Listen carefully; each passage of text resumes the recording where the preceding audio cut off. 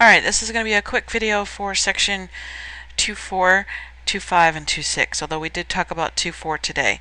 So I just wanted to go over one concept from 2.4, which was on continuous versus discrete graphs.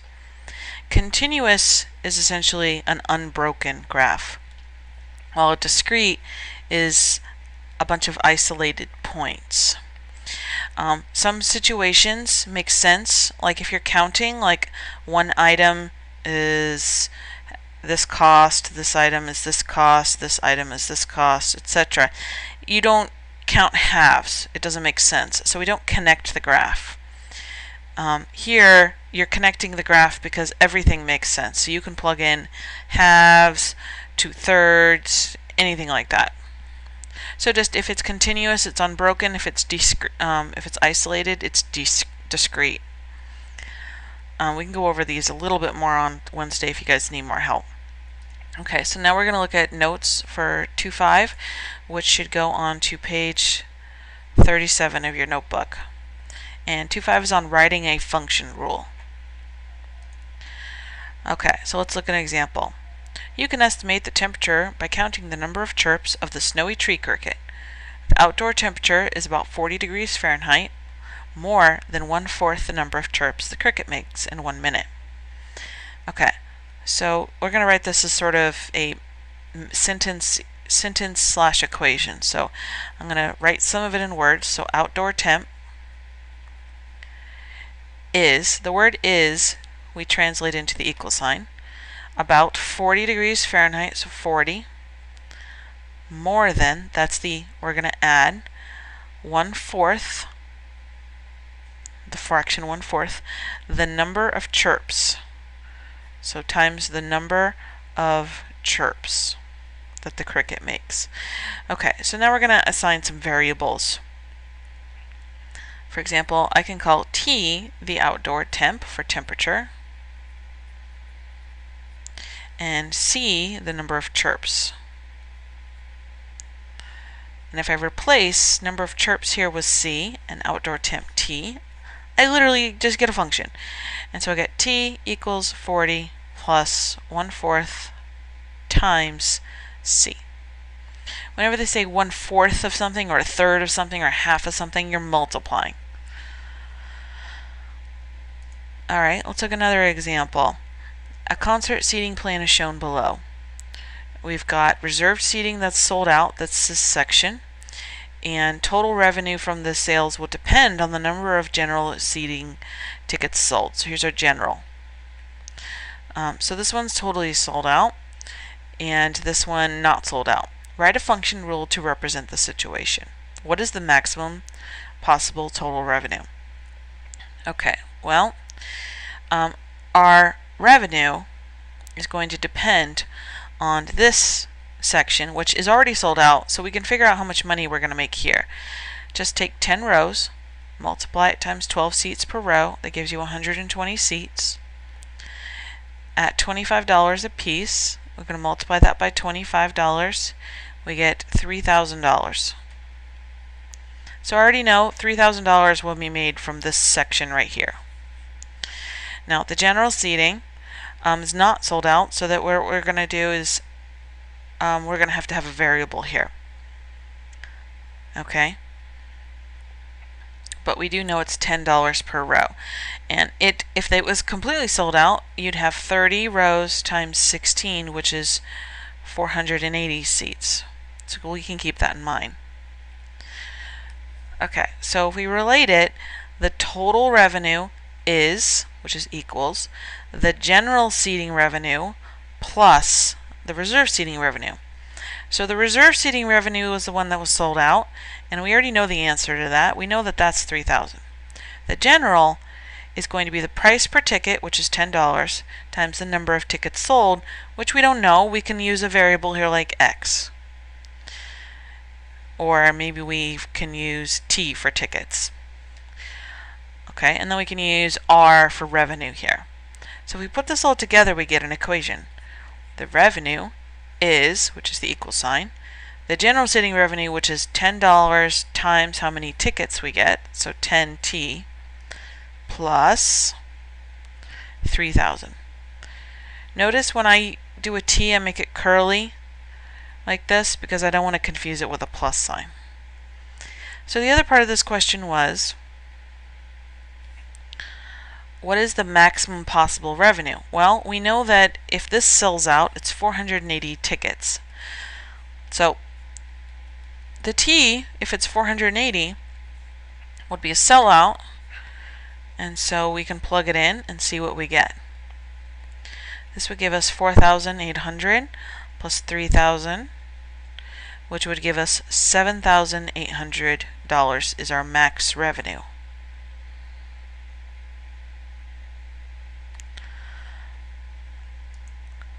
Okay. Write a function for the area of a rectangle whose length is 5 feet more than its width.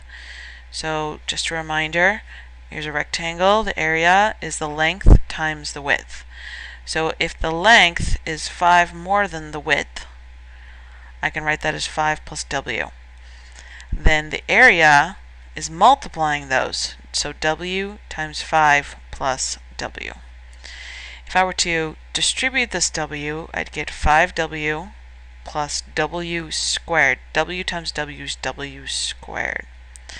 So then it says, what is the area of the rectangle when its width is 9 feet? Well, let the W be 9 and see what we get. So area would be 5 times 9 plus 9 squared.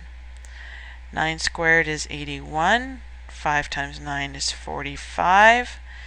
Add those together, we get 126 square feet.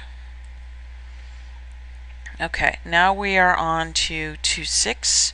So take notes on this one in section 1, or not section, page would be the next odd page, so that's 39. So what we're looking at here is formalizing relations and functions. Okay, so a relation is a pairing of numbers in one set. In other words, it's a set of points. That's the easiest way to describe it. Okay, and we've got, with those points, we have a domain and the range. The domain is the set of the x values, and the range is the set of the y values. Right? Because when we're talking about points, we're talking about x's and y's. Now, let's say this is a Venn diagram here, and these are all of their relations. Within relations, we have something called a function. A function is a special type of relation in which each value in the domain is paired exactly with one value in the range. So what this means is you have an x value, it goes to y, and it only goes to a 1y. So for example, 5 would be paired with 2. 3 would be paired with 4. But 3 couldn't also be paired with 1. This is not allowed. So how that would look as points, if I have the point 3, 4 and 3, 1, not allowed. The 3 cannot be matched up with more than one y. Okay, so here we need to identify the domain and the range, represent the relation with a mapping diagram, and decide if it is a function. So let's start with the domain. So put a big D and a semicolon or colon, and then we're going to use these little squigglies. These means set. So our domain is the set of the x's. So my x's here are -2, 0, 4, and 5. And we want to put these in order from least to greatest. So we're going to go -2, 0, 4, and 5. It looks like they're already in order. That's your domain. Your range are your y's. 0.5, 2.5, 6.5, 2.5. So 0.5, comma, 2.5, comma, 6.5. And then I have another 2.5 repeated. I don't need to recopy it. That's fine. Okay, a mapping diagram will look like this. You have your x's, you have your y's, and I'm going to put my domain and my range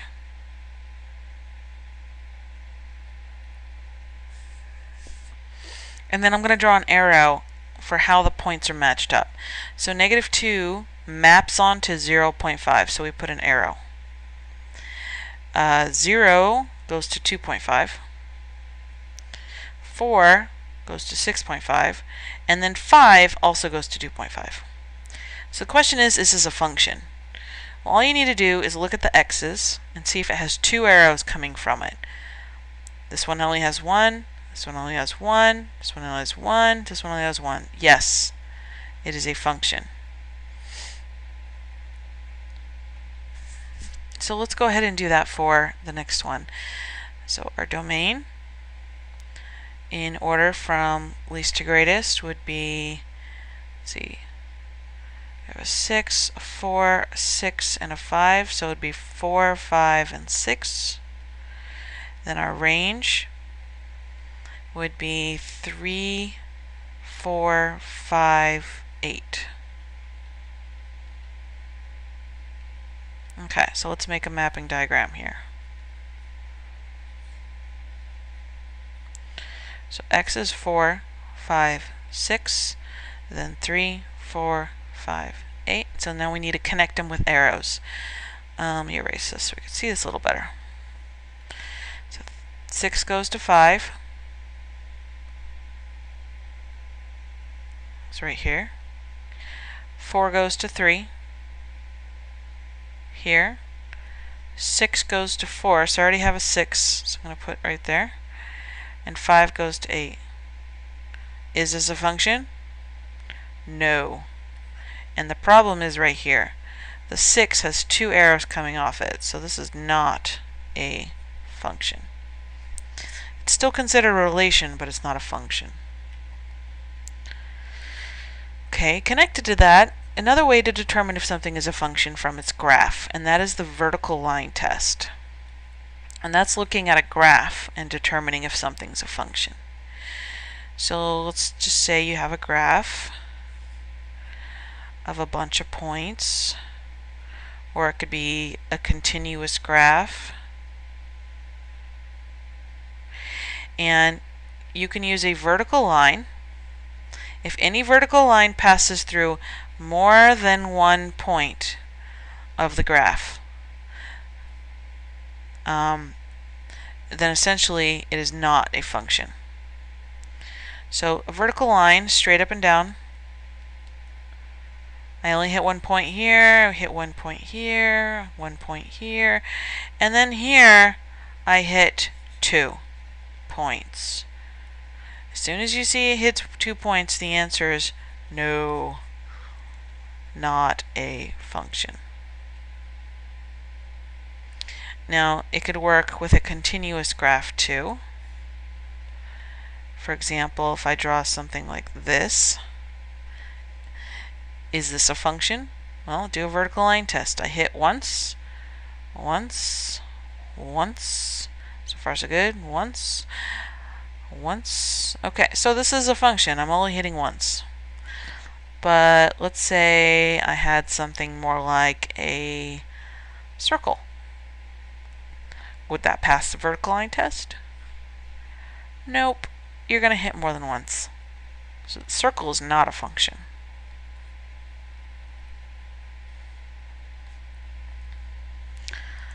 Okay, so let's do some plotting of points. So -4, 2. And then we're going to plot these points and then determine if it's a function using the vertical line test. So -4, 2.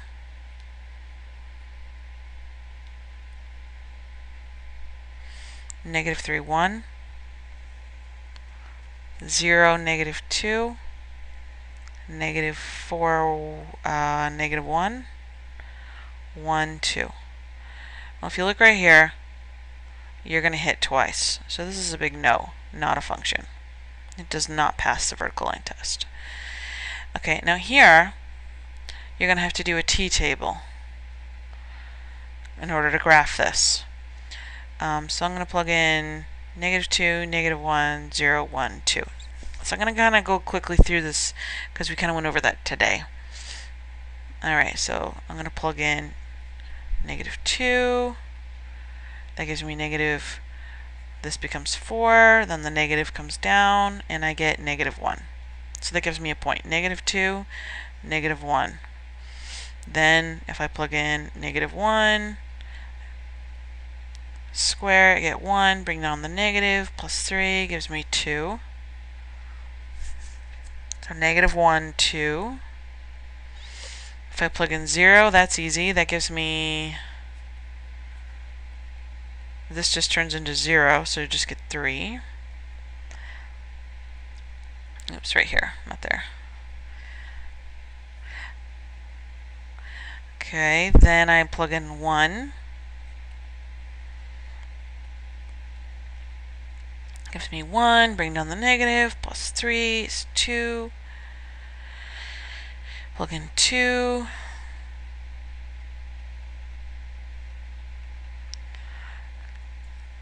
I get 2, -1. So what you get is this curve that looks like this. And if you do the vertical line test, you're only going to ever hit 1 point. So yes, this is a function. Okay, last thing we need to talk about is something called function notation. Okay, so you have seen functions represented as equations involving x and y, such as y equals -3x plus 1. Below is the same equation written using function notation. F of x is equal to -3x plus 1. Notice that f of x replaces y. It is read as f of x. The letter f is the same of the is the name of the function. So we're calling this function letter f. Okay. It is not a variable. That's a common misconception. So f of x is not f times x. It is not multiplication. It's not two variables. It's its own thing. It means f is a function of x. It tells you what's your independent variable, which they say right there. But you don't always have to use f. Often we use g or h, or we can use anything, but usually f, g, and h are the common ones. So how it's used is, let's say I want you to find f of 2. What they're telling you to do is plug in 2 for x. So in that case it would be -3 times 2 plus 1, which is -6 plus 1, which is -5. So we would say f of 2 is equal to -5. Okay, we would not do anything else with this. This is saying when I plug in 2 to the function, I get -5. Do not divide by 2 because this is not multiplication. Okay, the function w of x is equal to 250x represents the number of words, wx, you can read in x minutes. How many words can you read in 8 minutes? Well, what they're asking you to find is what is w of 8? So they're asking you to plug in 8. Okay, if you multiply 250 times 8, you get 2,000. That's all they're asking you to do here. Okay, the domain of f of x is equal to -1.5x plus 4 is 1, 2, 3, and 4. So what they're saying is plug in these x's to get the range. The range are your outputs, which we can think of as y's, or now you can think of it as f of x's. Y and f of x are kind of the same thing. So what we're going to do is we're going to plug in f of 1, find f of 1. So -1.5 times 1 plus 4 gives you -1.5 plus 4, which is 2.5. So already I only see one of them that has 2.5 as the answer, since this is a multiple choice question. So it's got to be A. But to get the rest, you just plug in 2, 3, and 4, and you would get the other 3 numbers here. Alright, last problem. Identifying a reasonable domain and range. So it says you have 3 quarts of paint to paint the trim in your house. A quart of paint covers 100 square feet. The function A of Q equals 100Q represents the area, A of Q, in square feet that Q quarts of paint cover. So what domain and range are reasonable? So let's start with the domain. The domain is your input, which is Q in this case, the quarts of paint. Can Q be any number? Not necessarily. The lowest it can go is 0, and the highest it can go is 3. And anything in between is fine. So what you could do is you can use an equality to represent your domain. Just say it's Q is everything between 0 and 3, and equal to 0 and 3. Because you could use no paint, or you can use 3 quarts of paint. So your range, which is A of Q, depends a lot on the domain, right? I can only plug in up to a Q of 3. So let's say I figure out what A of 3 is. So that's 100 times 3. And that's the highest I'm going to get as far as cubic or square foot. The highest I'm going to get is 300 because I've only got 3 quarts of paint. And the lowest I'm going to get is nothing. If I paint nothing, I'm going to get nothing. Right? I'm going to get no area. So my range, my A of Q, is going to range between 0 and 300. Alright, that's it for this video.